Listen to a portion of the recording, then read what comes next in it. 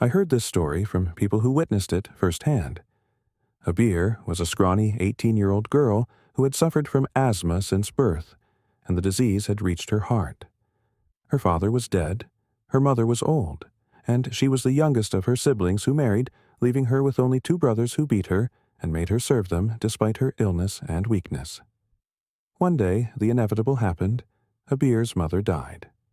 After the days of mourning, her married brothers returned to their homes, and she was left with only her aunt, who decided to live with her.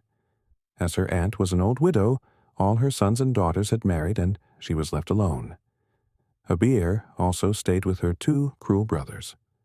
On the 19th day of her mother's death, after an argument with her brother, he beat her so badly that she went to bed crying. At 4 in the morning that night, her aunt heard a recognizable voice calling Abir by name.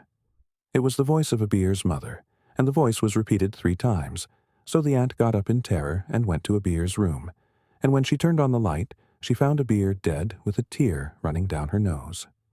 Strangely, after the burial and funeral, 3 men admitted that they heard the voice of Abir's mother calling her daughter. One of them knew her voice and recognized it immediately because he was her neighbor, while the other 2 men did not know the owner of the voice, but they were sure that they heard it too, and they were in the neighbor's hospitality.